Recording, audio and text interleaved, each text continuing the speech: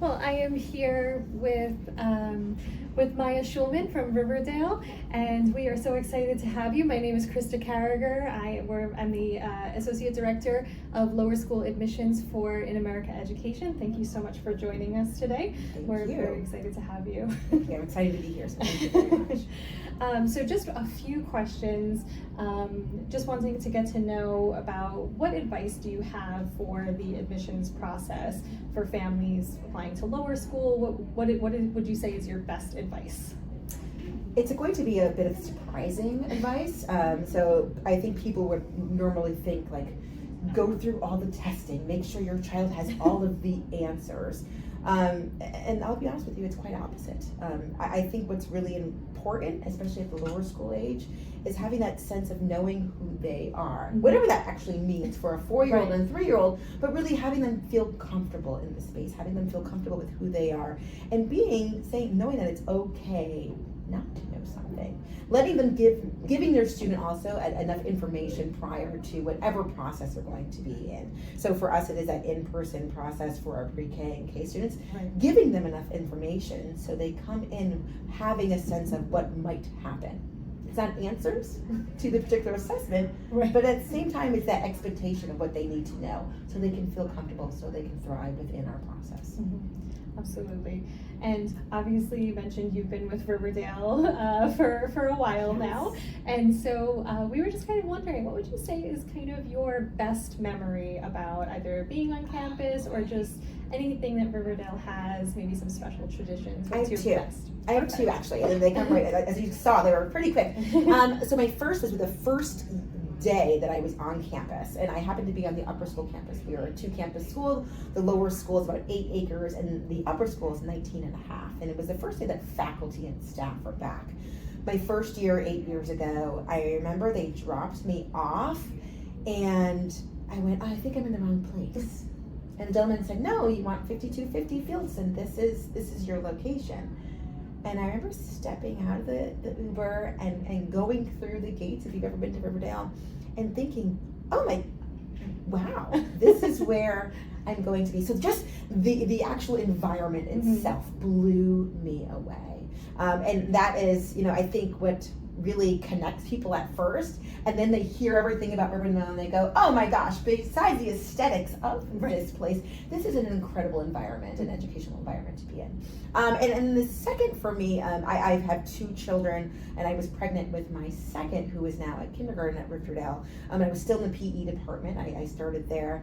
And there is this picture that was on our website for a long time of me being very pregnant. It was September. My daughter came about 5 days later. And I'm walking up the hill, and I had the biggest smile on my face. I did not know that the photographer was there.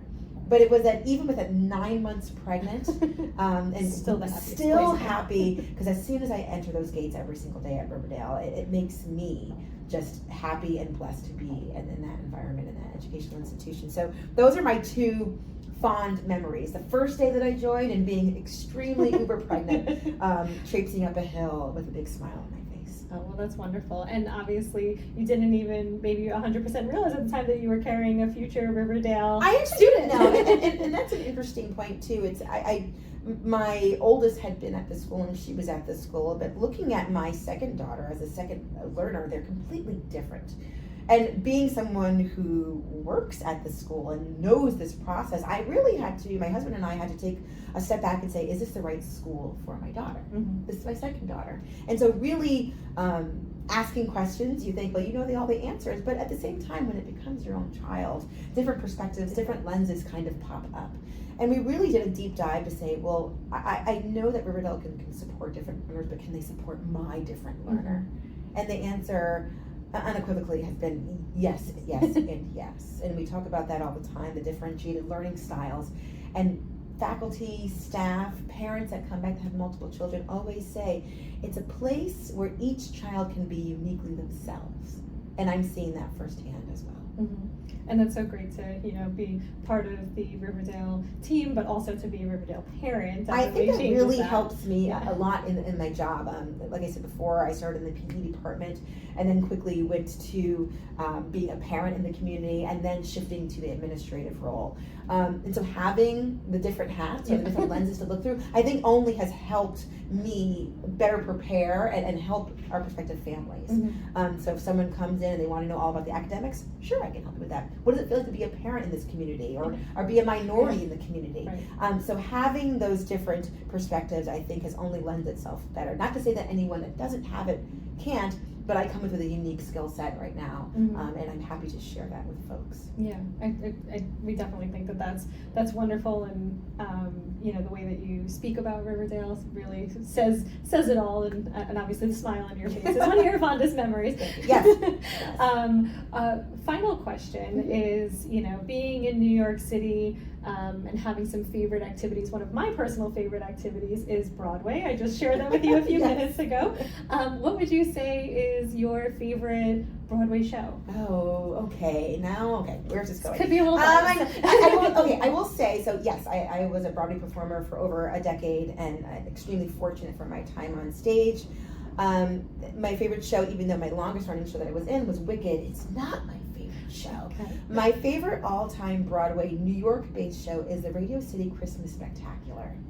I did that for 4 years as well, and I have to say the magic of New York at the holiday time, it is just beautiful. And so being able to go to Radio City Music Hall and being in the show and then also seeing the show, I've been fortunate enough to take my family since I'm out of that business now, but I love, there's nothing more magical than the Christmas show. And mind you, I'm raising 2 Jewish children and have a Jewish husband, but we attend the Christmas show. It's so magical, no matter what religion you happen to practice. But it's a New York tradition. It really is. Well, thank you, Maya, so much for coming in and joining us, and thank you for joining us in the In America Newsroom.